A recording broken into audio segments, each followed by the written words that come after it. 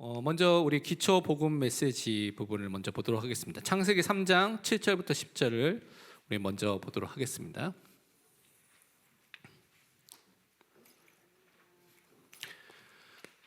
제목은 하나님과의 교제가 단절된 인간에 대한 부분을 오늘 좀 살펴보도록 하겠습니다. 이 기초 복음 메시지는 우리가 기초적으로 알아야 될 구원에 대한 내용들을 좀 정리하고 있기 때문에 여러분 잘 보시고요. 현장에서 또 처음 믿는 사람들, 믿음이 연약한 사람들, 또 여러분 자신을 놓고 좀 준비하시고 또 읽으시고 또 그것을 통해서 양육하시면 되겠습니다. 창세기 3장 7절부터 우리 10절까지를 함께 읽도록 하겠습니다. 이에 그들의 눈이 밝아져 자기들이 벗은 줄을 알고 무화과 나무 잎을 엮어 치마로 삼았더라. 그들이 그날 바람이 불 때 동산에 거니시는 여호와 하나님의 소리를 듣고 아담과 그의 아내가 여호와 하나님의 낯을 피하여 동산 나무 사이에 숨은지라. 여호와 하나님이 아담을 부르시매 그에게 이르시되 내가 어디 있느냐. 이르시되 내가 동산에서 하나님의 소리를 듣고 내가 벗었으므로 두려워하여 숨었나이다. 아멘. 오늘 하나님과의 교제가 단절된 인간에 대한 부분을 우리 살펴보도록 하겠습니다. 계속해서 우리가 중요한 메시지이기 때문에 기초 메시지이기 때문에 계속 반복해서 기초적인 것들은 확신을 심어주고 계속 반복해서 말해줘야 될 부분이 있는데요. 오늘 서론에서는 계속해서 우리가 인간이 누구인지에 대한 부분을 계속해서 사람들에게 각인을 시켜주고 해야 됩니다. 인간만 하나님의 형상으로 창조가 된 존재이죠. 그래서 영혼이 있으면서 의와 거룩과 진리라는 축복을 받게 됐습니다. 그래서 우리는 하나님 아는 지식, 진리를 원래 갖고 있었고요. 거룩함으로 하나님께 예배드리고 하나님 섬기는 존재로 우리를 불러주셨고, 그것과 함께 우리가 하나님 대신에 이 땅을 다스리는, 의로서 통치하고 다스릴 수 있는 그런 대리적 왕, 청지기적 왕으로 세워주셨습니다. 그래서 인간은 하나님과 함께 하도록 우리가 지음을 받은 존재이고요, 하나님의 복을 받은 존재라고도 말하고 있습니다. 그것을 통하여서 이 모든 것을 누릴 수 있도록 하나님께서 주신 방법이 무엇이냐? 하나님의 말씀 안에 거하도록, 그 방법을 통해서 우리에게 이 축복을 주셨죠. 그것이 우리가 잘 아는 선악과의 언약인 창세기 2장 16절과 17절 말씀입니다. 여호와 하나님이 그 사람에게 명하여 이르시되 동산 각종 나무의 열매는 내가 임의로 먹되 선악을 알게 하는 나무의 열매는 먹지 말라. 내가 먹는 날에는 반드시 죽으리라. 하나님께서 이 선악과 언약을 주셨는데, 이 선악과 언약이 우리가 사는 방법으로 주신 것이죠. 다른 말로 우리가 승리하는 방법이고 우리가 응답받는 방법이 이 말씀 안에 거하는, 말씀을 통해서 하나님을 바라보면서 거하는 방법으로 우리에게 주신 것입니다. 그래서 이 은혜 속에 거해야 되는데, 오늘 인간이 원죄로 인해서 모든 축복을 놓치게 된 것을 또 설명하고 있습니다. 그래서 모든 인간에게 있는 문제의 시작과 원인이 무엇이냐? 성경을 통해서 여러분 항상 기억할 것이 이제 원죄, 아담과 하와가 지었던 그 원죄가 우리에게는 전가됐죠. 그래서 우리가 이 원죄를 갖고 태어난, 그래서 죄책과 부패라는 것고 그것을 가지고 태어나는 사람이 된 것이죠. 근데 성경을 통해서 이것을 다시 살펴보면 마귀의 유혹과 거짓말이 있었던 것을 우리는 먼저 살펴볼 수가 있습니다. 그것이 창세기 3장 4절과 5절에 이렇게 기록되어 있습니다. 뱀이 여자에게 이르되 너희가 결코 죽지 아니하리라. 너희가 그것을 먹는 날에는 너희 눈이 밝아져 하나님과 같이 되어 선악을 알 줄 하나님이 아심이니라. 아담과 하와, 특히 하와가 하나님의 말씀을 정확하게 붙잡고 있지 않았죠. 이것을 먹으면 죽을까 하노라, 만지지도 말라고 했어 라고 덧붙이기도 하고 잘못된 해석을 했을 때, 이 뱀 사단은요 결코 죽지 아니하리라는 하나님의 말씀과 정반대되는 말을 하고요, 먹으면 하나님처럼 될 수 있다는 유혹의 말을 하게 된 것입니다. 그래서 인간은 이 마귀의 유혹을 듣고 나서 어떻게 했습니까? 하나님의 말씀에 대해서 인간은요, 자기 스스로 자유의지를 갖고 그 말씀에 대한 불신앙을, 불순종을 하게 된 것입니다. 그래서 이 불신앙과 불순종이라는 것은 말씀을 주신 하나님을 거역하고 반역한, 내가 그 하나님의 자리에 이르고자 하는 그 상태가 된 것이죠. 그래서 이것이 죄라고 성경은 말하고 있습니다. 그래서 창세기 3장 6절을 여러분 자세히 볼 필요가 있는데요, 3장 6절에 이렇게 기록을 하고 있습니다.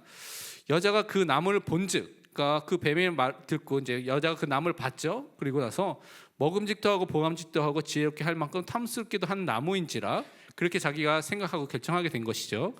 여자가 그 열매를 따먹고 자기 함께 있는 남편에게도 주매 아담에게도 주매 그도 먹은지라라고 되어 있습니다. 이 앞에 뭐 어떠한 유혹이 있고 어떤 말들이 있더라도 인간은요, 자유롭게 선택할 수 있는 존재를 하나님께서 만들어 주셨습니다. 자유의지를 주셨죠. 그래서 인간은 자유의지를 갖고 하나님의 말씀을 거부하는 것을, 믿지 않는 것을 선택하게 된 것입니다. 다른 말로 사탄의 말을 인간이 스스로 선택을 하게 된 것이죠. 그것이 또한 죄라고 성경은 말하고 있습니다.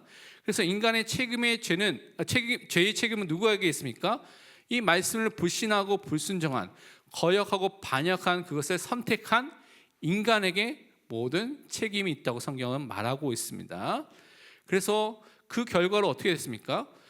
죄의 결과로, 죄가 있으면 거룩하신 하나님과 함께 할 수 없기 때문에 어떻게 합니까? 하나님과의 모든 교제, 사귐이 단절돼 버린, 그 속에서 분리돼 버리는 상태 속에 이르게 된 것이 인간의 상태입니다.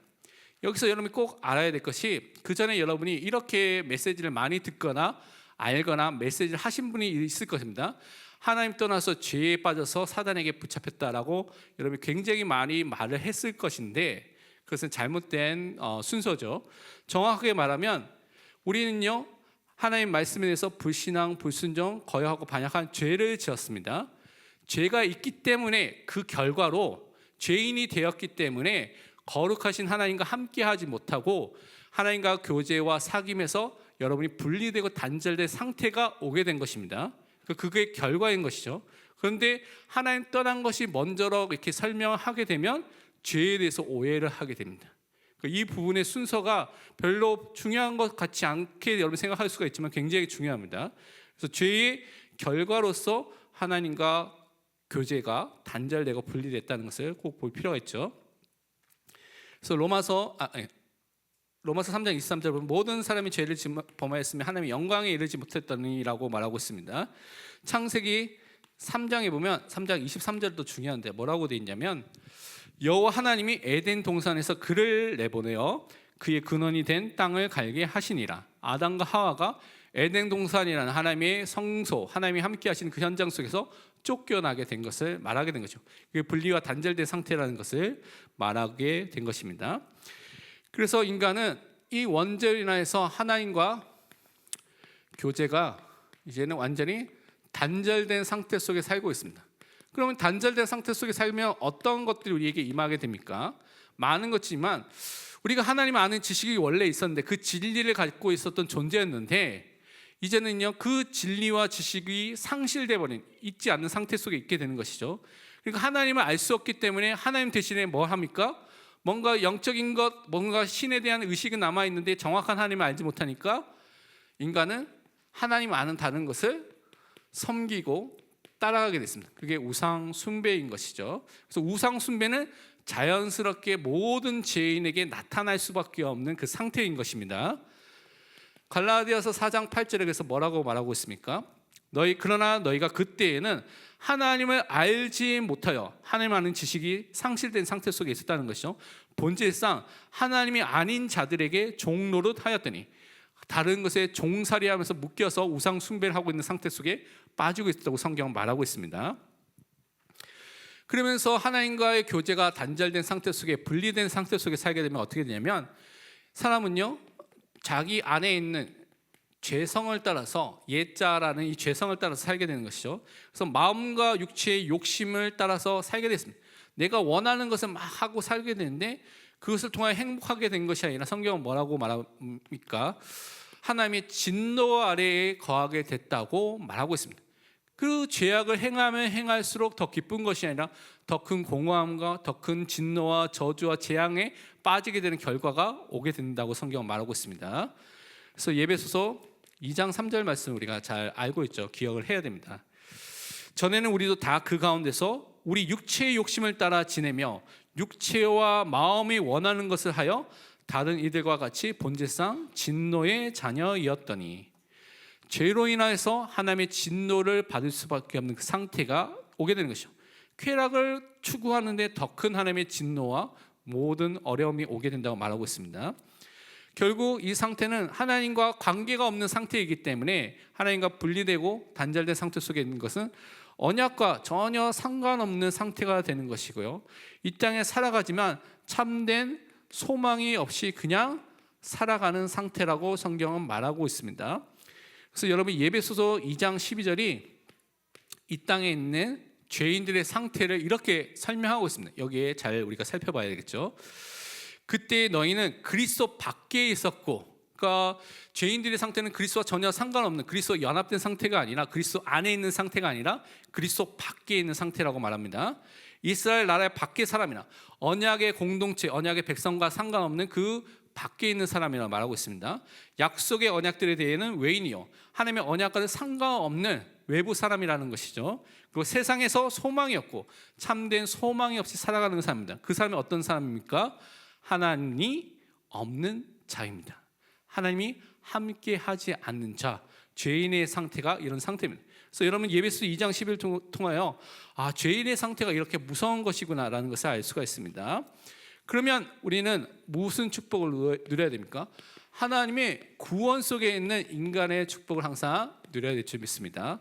이것은 다른 것이 아니라 유일한 길이 되신 예수 그리스도를 통하여서 우리가 하나님을 만나고요, 하나님을 알고요, 하나님과 함께하는 축복을 누리는 것입니다. 우리가 잘 아는 요한복음 14장 6절에 예수께서 이르시되 내가 곧 길이요 진리요 생명이니 나로 말미암지 않고는 아버지께로 올 자가 없느니라 분명히 약속해 주셨죠. 예수 그리스도를 통하여서 우리가 하나님과 함께하는 그 비밀을 누리는 것입니다. 이것은 어떤 것을 말합니까? 그리스도의 십자가만이 우리가 하나님께 나아갈 수 있는 유일한 새로운 살 길을 열어주셔서 우리를 하나님 앞으로 인도해 준 그 축복을 우리에게 열어주신 것입니다. 베드로전서 3장 18절 전반부에 보면 이렇게 말씀하고 있죠. 그리스도께서도 단번에 죄를 위하여 죽으사 의인으로서 불의한 자를 대신하셨으니 이는 우리를 하나님 앞으로 인도하려 하심이라. 십자가에 딱 한 번 죽으셨는데 그 대속사역, 속죄사역을 통하여서 의인 되신 그 그리스도께서 불의한 자, 죄인 된 우리를 위해서 죽으셨는데 우리를 하나님 앞으로 인도하여 주신 것입니다. 그래서 우리는 예수 그리스도를 통하여서 성령의 역사 속에서 하나님을 만난 사람이 되었고요, 구원을 얻은 하나님의 자녀, 하나님의 백성, 천국 시민으로서 살아가고 있습니다. 예배소서 2장 18절에서 19절 보면 하나님의 자녀에 대한 부분을 이렇게 설명하고 있습니다. 이는 그로 말미암아 우리 둘이 한 성령 안에서 아버지께 나아감을 얻게 하려 하심이라. 그러므로 이제부터 너희는 외인도 아니요 나그네도 아니요 오직 성도들과 동일한 시민이요 하나님의 권속, 하나님의 가족이라고 분명히 말씀해 주셨습니다. 그래서 그 축복을 받은 믿음의 사람을 항상 서시길 바랍니다. 그래서 우리는 항상 결론에 있는 것처럼 우리 생각들, 우리 판단들, 우리 결정들, 우리가 선택해야 될 많은 것들을 항상 예수 그리스도 안에서 예수 그리스도만을 바라보면서 선택해야 되는 것입니다. 다른 말로 여러분의 시선이 항상 어디에 고정되어 있어야 되냐? 예수 그리스도께 고정되어 있어야 됩니다. 히브리서 12장 2절이 그 말씀이죠. 믿음의 주여 또 온전하게 하신 예수를 바라보자. 그는 그 앞에 있는 기쁨을 위하여 십자가를 참으사 부끄러움을 개의치 아니하시더니 하나님 보좌 우편에 앉으셨느니라. 지금도 영원한 선지자 세상 왕으로서 역사하신 그 그리스도를 바라보는 것입니다. 그분을 주인으로 인정하는 것입니다. 그분을 통해서 인도함을 받는 것입니다. 이것이 믿는 믿음의 사람의 삶인 것을 우리가 항상 누려야 되겠습니다.